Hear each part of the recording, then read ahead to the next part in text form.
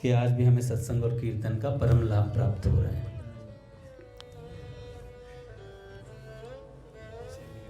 पहले बाबा का कुछ विचार पढ़ लेते हैं। पूज्य बाबा कहते हैं, निराश नहीं होना चाहिए। कभी किसी दिन एक क्षण में ऐसी घटना हो जाएगी कि बस उस रस समुद्र में बह जाइएगा। उसमें यह नियम नहीं है कि धीरे धीरे ऊंचा उठते उठते तब होगा। कभी किसी दिन जबरदस्ती कोई ऐसी कृपा की आंधी आएगी कि उड़ाकर बिल्कुल जमीन से हटाकर आपको रस समुद्र के बीच ले जाकर पटक देगी, जहां से फिर लौटना असंभव होगा। किनारे रहे तब तो फिर शायद पीछे भी लौटे, पर वह आंधी इतनी दूर उड़ा ले जाएगी कि फिर जमीन का और छोर भी दिखना बंद हो जाएगा। इसका अर्थ बाबा का जो कहने का तात्पर्य है कि किसी ना किसी दिन जबरदस्ती कोई ऐसी कृपा होगी हमारे ऊपर कि हमें रस के समुद्र में डाल दिया जाएगा। अच्छा, वो कृपा हो चुकी है हम पर, तभी तो हम नारदे निकुंज में बैठे हैं। ये रस का समुद्र ही है, तभी हम इसके मध्य में बैठे हैं और उस कृपा का अवलोकन कर रहे हैं, आनंद ले रहे हैं। बाबा कहते हैं 3 उपाय भागवत जी में कहे गए हैं। पहला, साधक ऐसी कृपा होने की बाट देखता रहे। ऐसी कृपा होने की बाट देखता रहे। अब हुई, अब हो जाएगी, कल हो जाएगी, नहीं तो परसों हो जाएगी, इस महीने तो कृपा हो ही जाएगी, नहीं तो इस वर्ष में तो निश्चय ही हो जाएगी, इस साल में तो निश्चय ही हो जाएगी। इस प्रकार प्रतिक्षण जिस प्रकार एक दरिद्र दिवालिया जुए की बाजी जीत जाने की बाट जोहता है तथा सौदा करता ही चला जाता है, वैसे ही भगवत कृपा की आशा में जो कुछ अपने पास है सब कुछ फूंकता चला जाए। समस्त वस्तुओं को भगवत प्रेम के लिए होम कर कृपा की बाट जो है। यहाँ के जुए में तो जीत चाहे ना भी हो, पर भगवान के मार्ग में तो वह कृपा आएगी ही आएगी, वह कृपा आएगी ही आएगी। भगवान की कृपा की इस बाजी में जीत होगी ही। ये पहला उपाय। बाबा ने कहा 3 उपाय हैं। पहला तो बाट देखता रहे भैया। बाट कैसे देखनी? कुसंगियों का संग करके बाट नहीं देखनी है, भक्तों का संग करके। पूज्य भैया वहां कह रहे थे कि कालक्षेप कैसे होता है साधक का। साधक का कालक्षेप ऐसे ही होता है कि वो भगवत चर्चा करता हुआ, भक्तों का संग करता हुआ इस दुनिया से निकल ले। ये कालक्षेप है उसका। क्योंकि गुरुजन कह देते हैं, आज अपने कृपालु जी महाराज कह रहे थे, साधक का काम है अपने मन को स्वच्छ करना, बाकी सब काम गुरुदेव का होता है। मन को स्वच्छ करना है। मन स्वच्छ कैसे होगा? नाम जप से होगा भैया, भगवत चिंतन से होगा, गुणानुवादों से होगा उनके। यही उसको स्वच्छ करने का तरीका है। आगे कृपालु जी महाराज कहते हैं उसके बाद गुरुदेव का काम है। अब हमने लगा दिया उल्टा, गुरुदेव आपका काम है हमें स्वच्छ करो, बाकी हम सब कर लेंगे, बाकी हम सब कर लेंगे। हम अपने भरोसे बैठे हुए हैं। अपने भरोसे नहीं, गुरुदेव के भरोसे बैठना है, नाम जप करना है, गुणानुवाद सुनना है। तो ये तो हो गया पहला कि हमें बाट देखनी है भगवान की कृपा की। दूसरा, जो सुख दुख आकर प्राप्त हो जाए उसे खूब प्रसन्नता से ग्रहण करें, यह समझकर कि हमारा ही तो किया हुआ कार्य है। जो सुख दुख जीवन में आए उसे क्या समझना चाहिए कि हमारा ही तो किया हुआ है, कोई बात नहीं, आ गया तो ठीक है। पूज्य भैया कहते हैं अपने प्यारे की प्रत्येक वस्तु प्यारी लगती है, अपने प्यारे की प्रत्येक वस्तु प्यारी लगती है। तो 2 उपाय हो गए। पहला तो भगवान की कृपा की बाट देखना, दूसरा सुख दुख आए तो उसे खूब प्रेम से उसका स्वागत करना, और तीसरा हृदय से, वाणी से, शरीर से निरंतर भगवान को नमस्कार करता रहे, निरंतर भगवान को नमस्कार करता रहे। पट खुलेंगे महाराज। श्री राम जय राम जय जय राम,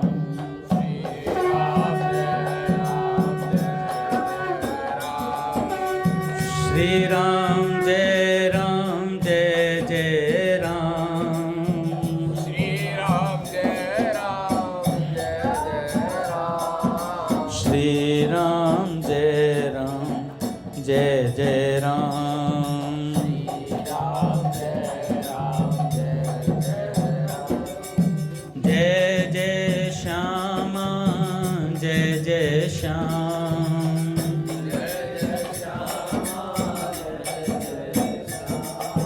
जय जय श्री वृंदावन धाम। जय जय श्री वृंदावन धाम। भैया बोलिए राधा माधव सरकार की, गुरुदेव भगवान की। आप सच्चे हृदय से विचार कर लें कि मैं भगवान का हूं तो आपका जीवन बदल जाएगा, आपका जीवन महान शुद्ध और पवित्र हो जाएगा। गोस्वामी जी कहते हैं बिगड़ी जन्म अनेक की सुधरे, अब ही आज हो ही राम को नाम जप तुलसी तज कुसमाज। कि आज ही सुधर जाए, आज काम बन जाए। कैसे काम बनेगा? कि भगवान का होकर भगवान का नाम जपे। भगवान के होकर, अब कह रहे भगवान के हों कैसे? अरे भगवान के हैं हम, इस बात को मानना ही भगवान का होना है। इस बात को मानना ही भगवान का होना है। हम इस बात को मान ले हम भगवान के, फिर नाम जप कर, फिर देखो दुगना तिगना लाभ होता है, आज ही काम बन जाता है। गोस्वामी जी कहते हैं भगवान के शरण होकर भगवान का भजन ध्यान नाम जप कीर्तन आदि करें तो अनेक जन्मों की बिगड़ी हुई बात आज ही नहीं अभी इसी क्षण सुधर जाए। अभी इसी क्षण सुधर जाए। आज तो बहुत बड़ा होता है, सुधरे अब ही। आज बोला ना, आज तो 24 घंटे का है।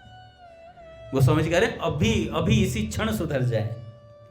रात्रि के 12 बजे तक आज कहलाता है, परंतु भगवान की शरण लेने पर तो अभी इसी क्षण उद्धार हो जाएगा, इसी क्षण उद्धार हो जाए। इसलिए भगवान कहते हैं मां शुचय, सब चिंताएं छोड़कर हम भगवान के शरण हो गए तो अब भगवान जाने और भगवान का काम जाने। अब भगवान जाने और भगवान का काम जाने। महाराज हम तो ठाकुर जी के हो गए महाराज। तो ऐसे होने पर आज ही काम बनता है महाराज, तुरंत। मज्जन फल पेखई तत्काला। भैया ये प्रभाव है भगवान का कि आज नाम लो, अभी नाम लो, अभी आपको फल मिले। बाबा तो कहते हैं रात्रि तक परिवर्तन हो जाएगा। राधा बाबा कहते हैं सुबह लगो, मेरी 7 बातें बाबा ने बताई कि 7 बातें मानकर लगो, और मैं कह रहा हूं गारंटी रात तक आपको परिवर्तन दिख जाएगा अपने अंदर। तो भैया ये संतों की बातें हैं और इन संतों की बातों से उद्धार होता है, कल्याण होता है। आस्तिकता की आधारशिला प्रेम सत्संग सुधा माला 2 पुस्तकें ऐसी हैं जिस साधक को ये लगता है ना कि मैं भगवान की प्राप्ति नहीं कर सकता, उसे पढ़ लेनी चाहिए एक बार। उसे एक बार पढ़ लेनी चाहिए, फिर कभी निराश नहीं होगा वो। उसे लगेगा हर समय कोई ना कोई सहारा है मेरे पास। और भक्तों के चरित्र तो सेठ जी कहते हैं भक्त के चरित्र पढ़ते रहना चाहिए साधक को। भक्त चरित्र पढ़ता रहेगा तो उसे आश्वासन रहेगा कि भगवान मिल सकते हैं। मैं आजकल उषा बहन जी का चरित्र पढ़ रहा हूँ, इतना सुंदर चरित्र है महाराज। बचपन से ही उनकी ललक भगवान के प्रति, भगवत चरित्रों को सुनना। अच्छा, इन सारे महापुरुषों में एक खास बात रही है, भगवत चरित्रों को इन्होंने शुरू से ही आस्वादन किया है। उषा जी के चरित्र में तो अभी बहुत सी लीलाएं आएंगी। आज मैंने एक पढ़ा था कि पहली बार जब उषा जी को अनुभूति हुई तो पहली अनुभूति क्या थी, वो अपनी किसी बहन के साथ खेल रही थी घर पे, और खेलते खेलते जैसे होता ना घर के बरामदे से कुछ बाहर कोई वृक्ष दिखा तो वो सघन वृक्ष था, और ऐसा लगा वहां से कुछ आवाज आ रही है, वहां से कुछ आवाज आ रही है। वो आवाज किसकी थी? श्याम सुंदर श्री कृष्ण बांसुरी बजा रहे थे। वो पहली अनुभूति उन्हें वहां से सुनाई दी, जैसे चक्रदादा को ठाकुर जी की वाणी सुनाई देती थी, ऐसे ही उषा दीदी को सुनाई दी। यहां से उनका शुरुआत हुई श्यामा श्याम की प्रीति की। विलक्षण महाराज हर समय, और बचपन से ही माता पिता को देख देख करके उन्होंने, उनके नाना जी ने कहा तो कुछ पढ़ना लिखना भी जानते नहीं जानती, उन्होंने तो राम रामेति मन रमे रामे मनोरमे, कुछ इस तरीके से वो श्लोक बोला राम रक्षा स्तोत्र का। वो कह रहे नाना जी देख के हक्के बक्के रह गए, यार 3 साल की बच्ची श्लोक सुना रही है मुझे, ऐसे महाराज। और सत्यनारायण की कथा और उसका महात्म्य व्यासपीठ पर बैठाकर नाना जी ने सुनवाया लोगों को, ऐसी उनकी प्रतिभा थी शुरू से। और बचपन से ही वो एक मतलब सदा ऊंचे आसन पर बैठती थी। ऊंचे आसन का मतलब बिना आसन के कहीं धरती पर नहीं बैठती थी, अखबार ले लेती, कोई कागज का टुकड़ा पड़ा होता तो आसन लगा के बैठती थी सदा से। मतलब उनका प्रभाव, उनको पहले से ही उनकी पूर्व की जो स्मृतियां थी ना, उसके उनके भीतर थी ये बात। तो ऐसे उनके जीवन की शुरुआत हुई और आगे तो श्री कृष्ण प्राप्ति तो अद्भुत है महाराज। आज हम सुनेंगे योगीराज पहाड़ी बाबा जी का चरित्र। देवदास योगीराज जी बाबा, तृतीय पहाड़ी बाबा हुए ये देवदास जी महाराज। परम पूज्य मलुकपीठ सरकार ने इनका चरित्र सुनाया। तृतीय पहाड़ी बाबा योगीराज परम तपस्वी सदगुरुदेव श्री देवदास जी महाराज का विलक्षण जीवन था। पढ़ के सुनाऊंगा क्योंकि शब्दों की महिमा अलग है, क्योंकि शब्दों से कुछ अलग ही प्रभाव पड़ता है। इनका जन्म ब्रज में तो नहीं, ब्रज के निकट एक छोटे से कमतरी गांव में हुआ। वहां तक ब्रज की संस्कृति है। सनाढ़ विप्र कुल कौशिक गोत्र मतलब उपाध्याय में जन्म हुआ। आप 2 भाई थे और महाराज जी छोटे थे। एक घटना से इनके जीवन में वैराग्य आ गया। एक घटना से, पहले क्या घटना हुई? आपके जन्म की एक अद्भुत घटना है। मुश्किल से आयु रही होगी 12-13 वर्ष की इनकी। परिवार में संस्कार पवित्र थे, अतः जनेऊ संस्कार तो समय से हो गया था। आपके जन्म स्थान में एक राम जानकी जी का मंदिर था। जहां की ये घटना है, कहा जाता है कि वहां कीर्तन हो रहा था और महाराज बालकों के साथ खेलते खेलते लेट गए और इन्हें नींद आ गई। उसी समय एक भयंकर मणिधर सांप आया और आकर इनके पेट पर कुंडली मारकर बैठ गया और पेट को अपनी जीभ से चाटने लगा। सांप पेट को अपनी जीभ से चाटने लग गया।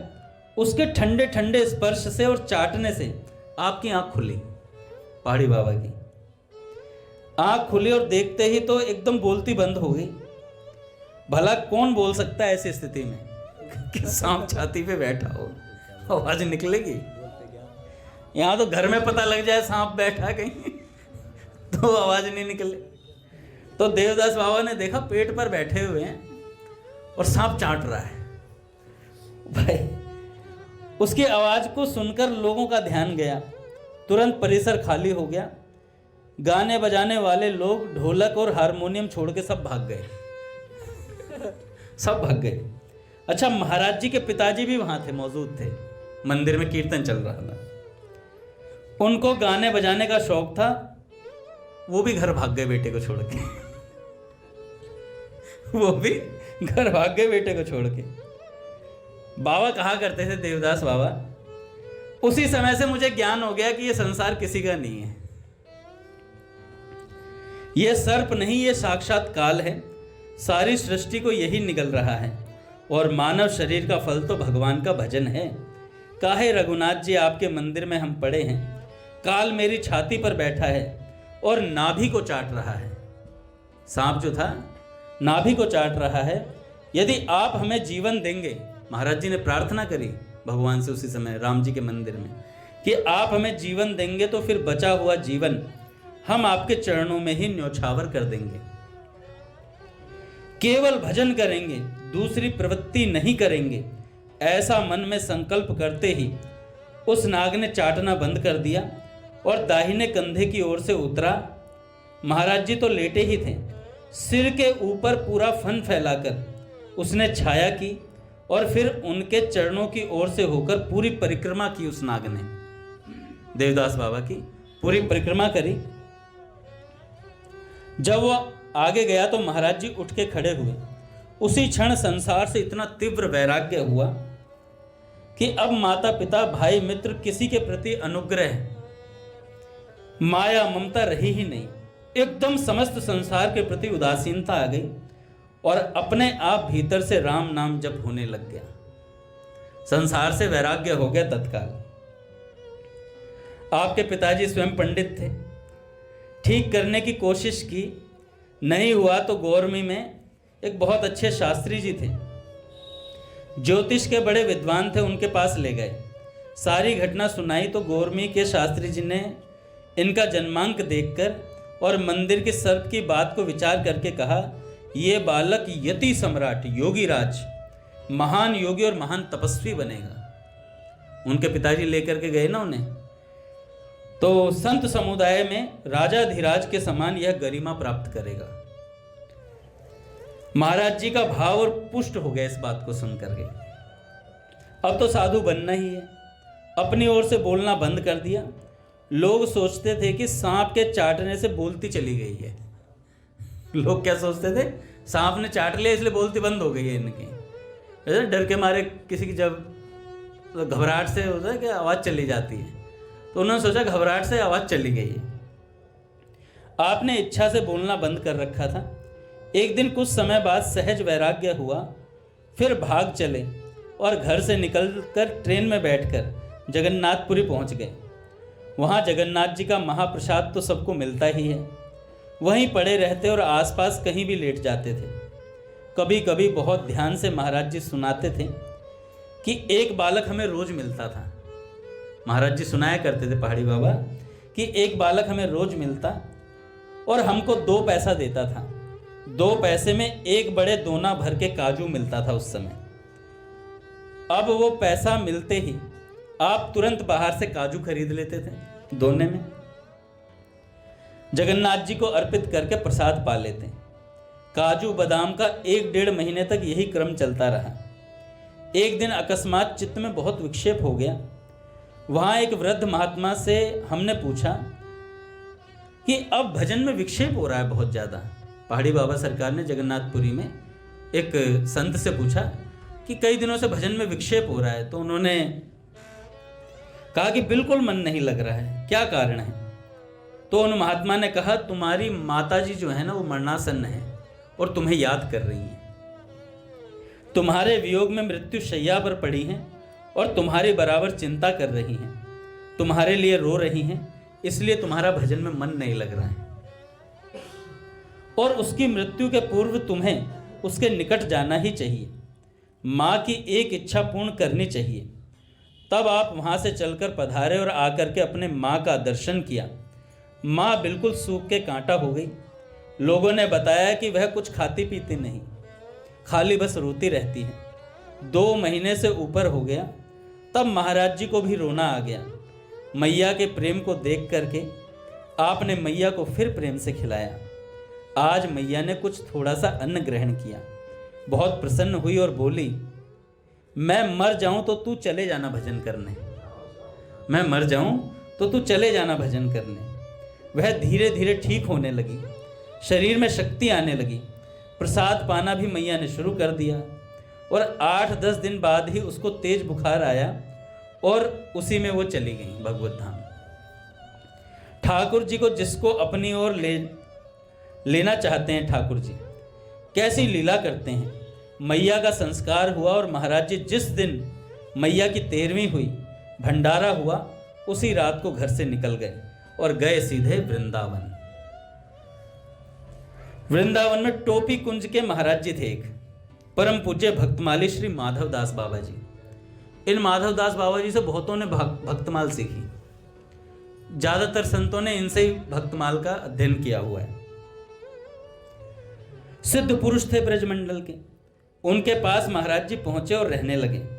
1.5-2 महीने रहने के बाद उनसे दीक्षा की प्रार्थना की। उस जमाने में इतने जल्दी लोग दीक्षा नहीं देते थे, जैसे आज है ना कि लाइन लगी और चल रहा दीक्षा समारोह चालू। पूज्य मलुकपीठ सरकार कहते हैं हमारा तो मन करता है जब तक लोग 35-40 कथा ना सुन ले हमारी बैठ करके सामने, तब तक हम दीक्षा ही ना दें किसी को। तो इतनी जल्दी लोग दीक्षा नहीं देते थे, बहुत परीक्षा करते थे तब दीक्षा देते थे। आपने कहा महाराज हमें दीक्षा दें और कंठी दे दो, किसी से मंत्र नहीं लिया हमने। तो बाबा श्री माधवदास ध्यानस्थ हुए और कहा मैं तुम्हारा गुरु नहीं हूँ, मैं तुम्हारा गुरु नहीं हूँ। तुम्हारे गुरु खाक चौक में द्वितीय पहाड़ी बाबा श्री लक्ष्मणदास जी महाराज हैं, वे ही तुम्हारी दीक्षा संस्कार करेंगे। वे जल्दी किसी को दीक्षा देते नहीं थे लक्ष्मणदास जी महाराज, द्वितीय पहाड़ी बाबा जो थे। पर आज ही तुम चले जाओ और मेरा नाम लेकर बोलना कि उन्होंने भेजा है, माधवदास जी ने भेजा है। दीक्षा की प्रार्थना की, मेरी प्रार्थना सुनकर वो तुम्हें दीक्षा दे देंगे। श्री लक्ष्मणदास जी महाराज ने कृपा पूर्वक महाराज जी को दीक्षा प्रदान की। खाक चौक बहुत समय तक गौ सेवा। अच्छा, महाराज जी कह रहे थे मलुकपीठ सरकार कि किसी ने पूछा महाराज जी आप कितनी कक्षा तक पढ़े हो, तो महाराज जी ने कहा कि हमारी कक्षाएं विलक्षण होती थी। महाराज जी ने कहा हमारी कक्षा ये नहीं होती थी ABCD सीख रहे हैं और ये सीख रहे हैं फलाना। कह रहे हमारी कक्षा, हमारे गुरुदेव ने कहा बहुत समय तक तो गोबर उठाया हमने, गौ सेवा करी। कह रहे उसके बाद रसोई सेवा में बर्तन मांजे हमने। पहाड़ी बाबा कहते हमने बर्तन मांजे हैं। उसके बाद ठाकुर जी के पुजारी बने वो खाक चौक में। 3 कक्षाएं महाराज जी कह रहे हमने 3 कक्षाएं पास करी बस। पहला गोबर उठाया, गौ सेवा करी, दूसरा रसोई में बर्तन मांजे, और तीसरा कहा क्या कहा, फिर सेवा मिली ठाकुर जी की। कह रहे पुजारी बनने के बाद पहाड़ी बाबा सरकार लक्ष्मणदास जी महाराज ने कहा कि अब तुम भ्रमण कर सकते हो। तब पहाड़ी बाबा सरकार भ्रमण के निकले और पूरा भारत भ्रमण किया पैदल। 1 लंगोटी, 1 कमरिया, 1 कमंडल, बस इतना लेकर बिना जूता छाता खड़ाऊ मानसरोवर तक पैदल गए। कैलाश की पैदल परिक्रमा की, अफगानिस्तान तक पैदल चले गए। अफगानिस्तान तक पैदल चले गए। काबुल गंधार तक पैदल गए, और पैदल गए ही नहीं, बाबा भारत के किसी कोने का नाम ले लो, उसके एक एक गांव का नाम बता देते थे। किसी कोने का नाम ले लो, उसके एक एक गांव का नाम बाबा बता देते थे। उस गांव में अमुक व्यक्ति को इतने समय पहले मैं मिला था, ये भी बता देते थे। एक कंप्यूटर जैसी विलक्षण उनकी स्मृति थी। पूरे देश का उन्होंने भ्रमण 21 वर्ष में किया।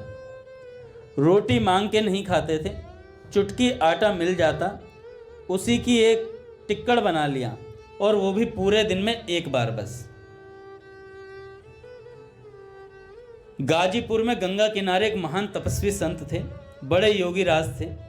उनसे आपने हठ योग की क्रियाओं का मतलब प्राप्त किया ज्ञान।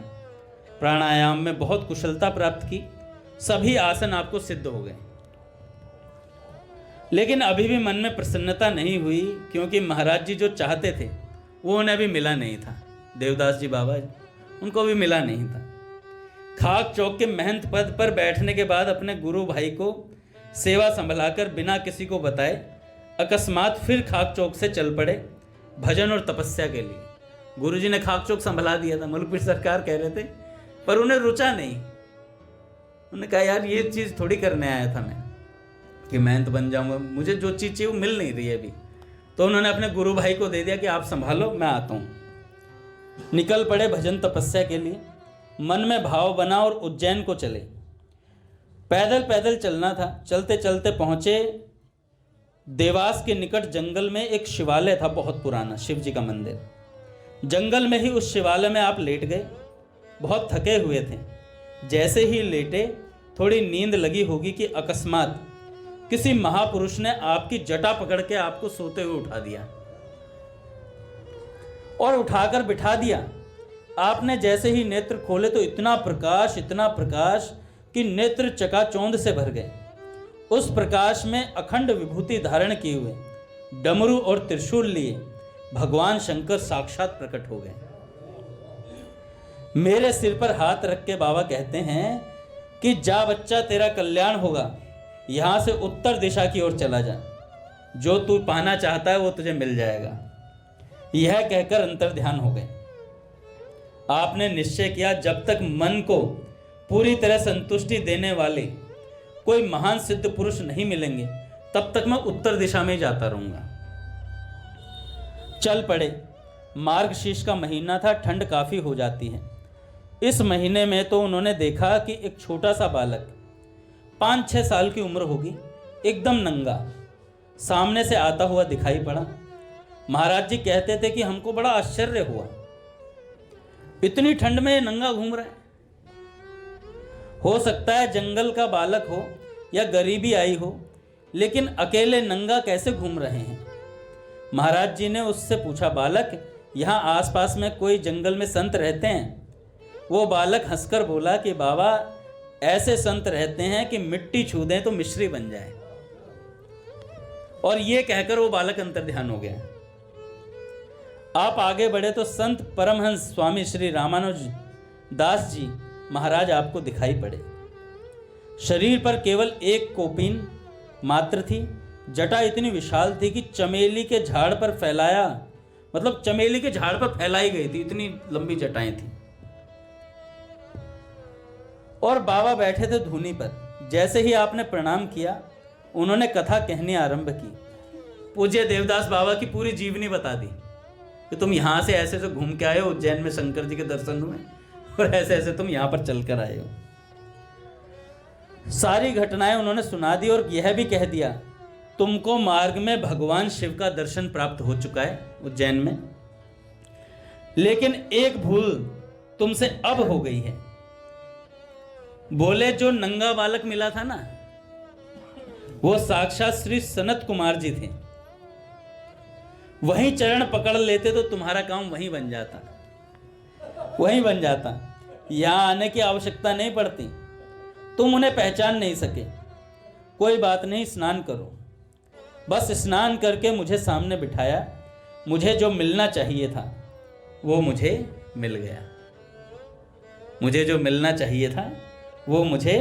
मिल गया।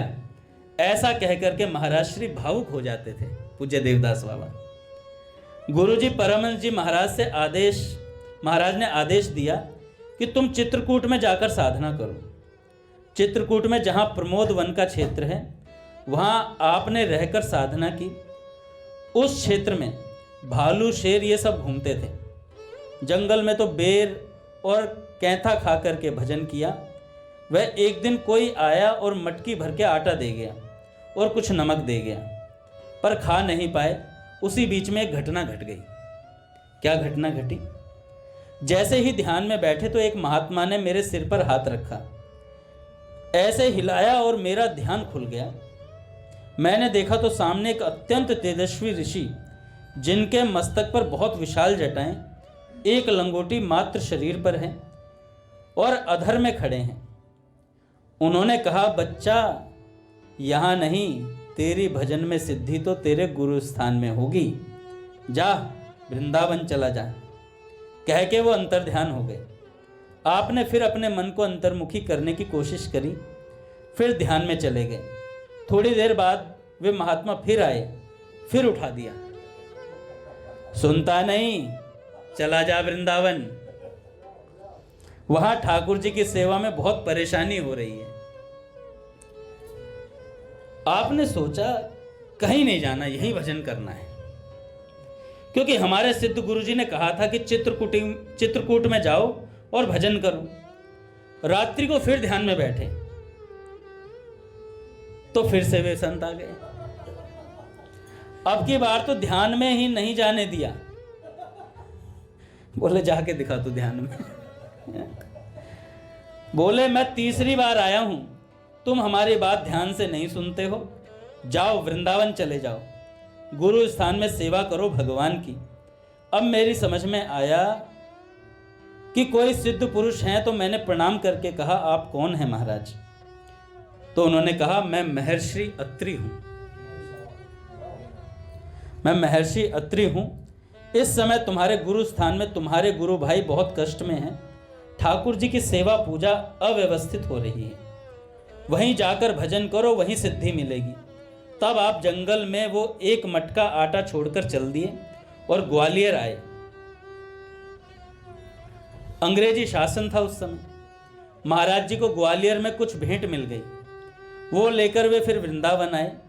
तो गुरु भाई रोने लगे। आप बोले, रो क्यों रहे हो?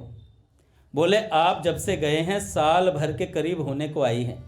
2-3 महीने के बाद कलकत्ते से जो सेवा आती थी वो बंद हो गई। आश्रम में किसी प्रकार का साधन नहीं, 1 बीघा जमीन भी नहीं है, और मूल पुरुष पहाड़ी बाबा ने आन दी थी कि हमारी गद्दी पर जो बैठेगा वो न कभी किसी से 1 रुपया मांगेगा।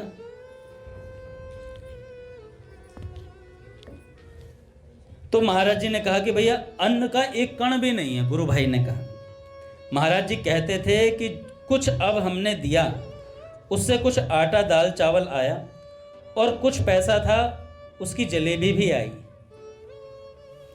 राम जी को पहले जलेबी का भोग लगा, कहते कहते व्याकुल हो जाते थे।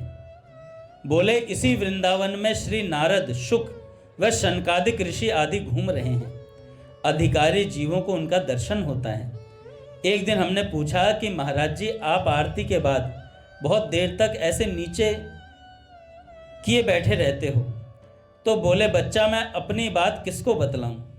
खुली आंख से बड़े बड़े ऋषि मुनि सिद्ध और आचार्यों का मैं दर्शन करता था, ऐसी मेरी स्थिति थी।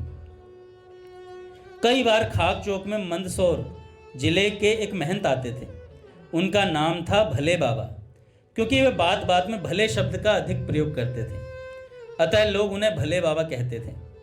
मंदसौर जिले में एक स्थान के महंत थे और हर साल वे यज्ञ करते थे।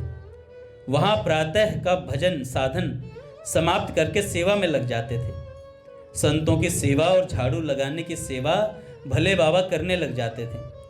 कभी नीचे कभी ऊपर झाड़ू ही लगाते रहते थे। कई घंटे झाड़ू लगाते थे। आश्रम में झाड़ू सेवा के लिए एक सेवक थे और एक ब्रजवासिन बाई जी थी जिनका नाम सुमित्रा देवी था। एक दिन श्री पहाड़ी बाबा ने भले बाबा को अपने पास बुलाया और बहुत जोर की डांट लगाते हुए कहा, ए भले, तुमको एक जगह बैठकर चैन नहीं पड़ता? मैं सफाई करने वालों को काम के पैसे देता हूँ, 2-2 सेवक हैं झाड़ू सेवा करने के लिए, तुम क्यों झाड़ू के लिए डोलते हो? जाओ बैठो अपने आसन पर और भजन करो, खबरदार आज के बाद जो झाड़ू लगाई।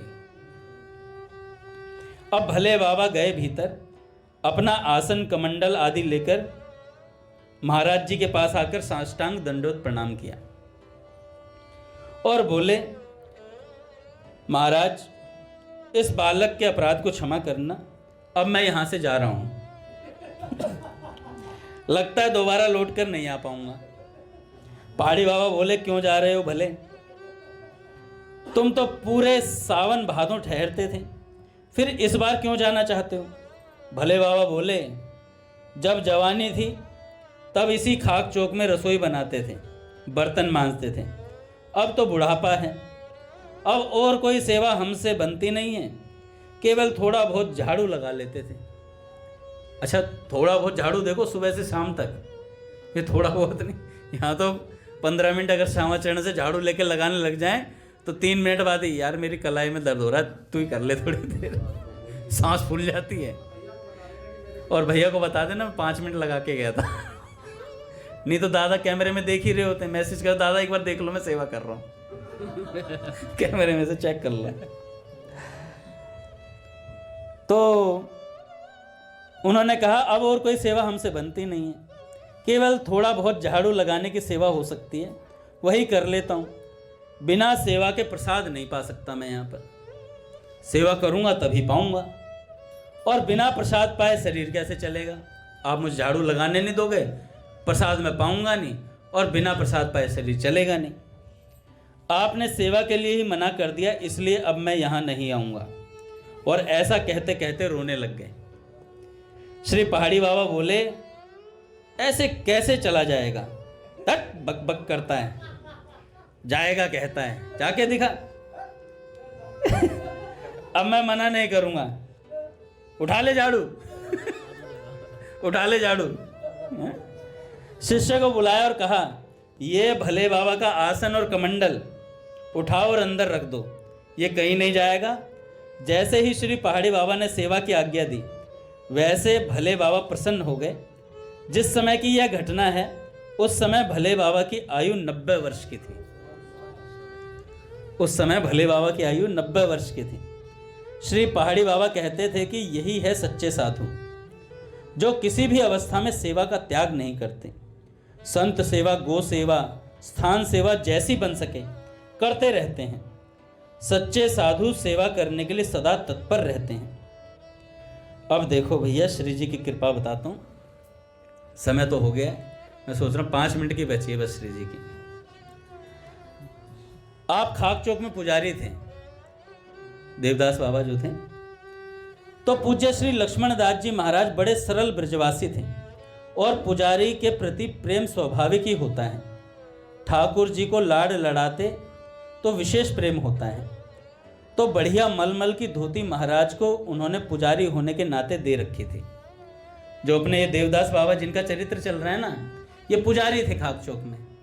और जब पुजारी थे तो लक्ष्मण दास जी महाराज जो इनके गुरुदेव थे, उन्होंने बढ़िया धोती दे रखी थी, बढ़िया चक्क धोती जिसे कहते हैं। तब जटा नहीं बनाते थे देवदास बाबा, केश थे महाराज जी के और ऊनी कपड़े के जूते पैर में रखते थे। पता नहीं था कि जूता पहन के परिक्रमा नहीं करते हैं। 84 कोर्स की परिक्रमा के चमेली वन के पहले खेत की मेंढ से जा रहे थे। एक बार ये परिक्रमा लगा रहे थे और एक खेत की मेंढ पे से जा रहे थे।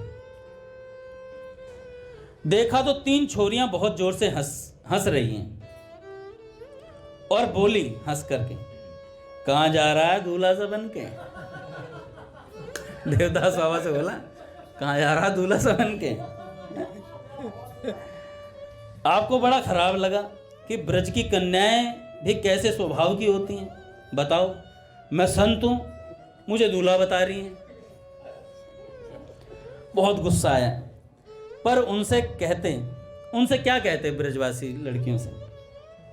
सिर हमने झुका लिया। देवदास बाबा ने उनकी तरफ ठीक से देखा भी नहीं हमने, नीचे गर्दन करके चलने लगा। फिर दोबारा बोली, हमारी बात तो सुन।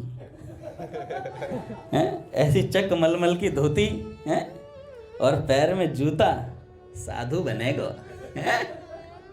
ऐसी चक मलमल की धोती और पैरन में जूता, साधु बनेगा? साधु बनना है तो थोड़ी दूर चमेली वन है, वहां एक लंगोटी में रहकर भजन कर और वृक्षों से लिपट। जब वहां के वृक्ष के चैंटे काटेंगे ना, तब पता चलेगा भजन कैसे होता है। वो महाराज जी कहते थे कि बात कह के तत्काल तीनों लालियां अंतर ध्यान हो गई, खड़े खड़े लुप्त हो गई। तब समझ में आया यह कोई चमत्कारी घटना थी, वे सामान्य बालिकाएं नहीं थी। कहते हम तो अपनी साधु वाली मर्यादा में थे, हमने आंख उठाकर देखा नहीं था उन तीनों को, उनके चेहरे की तरफ तो देखा ही नहीं। अब चमेली वन में गए, अपनी झोली भी दे दी, अचला भी दे दिया। उसमें कहाँ कपड़ा मिलता था उस समय, एक लंगोटी में वहां रहे, जमीन में ही सोते चमेली वन में। ब्रज रज ही और लाल लाल मुख के चेंटे, लाल मुख वाले चेंटे होते हैं ना, वो पेड़ से गिरते हैं, वो काटते तो खून निकल आता था हमारे। पत्ती चबा करके भजन किया हमने। देवदास बाबा कहते पत्ती चबा करके भजन किया। बाद में ब्रजवासी कुछ आटा पहुंचाने लगे। रोटी किसी की खाते नहीं थे बाबा, आटे का एक टिक्कड़ बना लेते थे। वहां 6 महीना भजन किया। उस भजन काल में अनुभूति हुई कि ये भजन की आज्ञा देने वाली जो 3 लालियां थी ना, ये श्री ललिता जी, श्री विशाखा जी के साथ साक्षात श्री राधा रानी पधारी थी। महाराज जी इस घटना को सुनकर के रो पड़ते थे। कहते, बच्चा हमें भजन में राधा रानी ने लगाया, बच्चा हमें भजन में राधा रानी ने लगाया। ब्रज भूमि के प्रति उनका अगाध प्रेम था, ब्रज रज के प्रति उनका अगाध प्रेम था। वर्ष 2003 की बात है। जब आप भगवत धाम गए उस दिन स्वयं अपने हाथों से गायों को हरा चारा पालक खिलाया, स्नान किया, वह आसन पर बैठे और बैठे बैठे ही चले गए। उस वक्त उनकी उम्र रही होगी 118 वर्ष, देवदास बाबा की।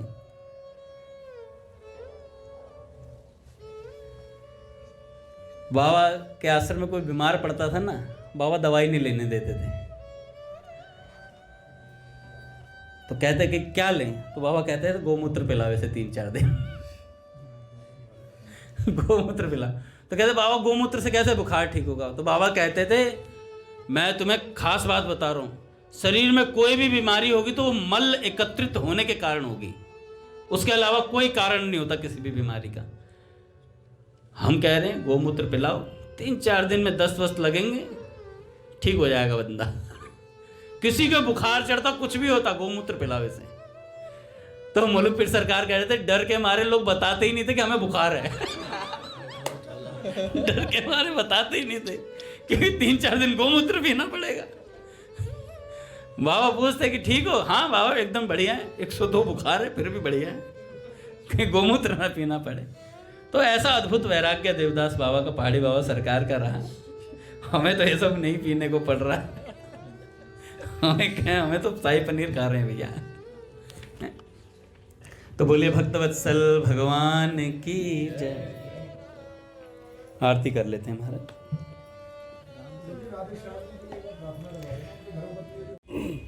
कि आज भी हमें सत्संग और कीर्तन का परम लाभ प्राप्त हो रहा है।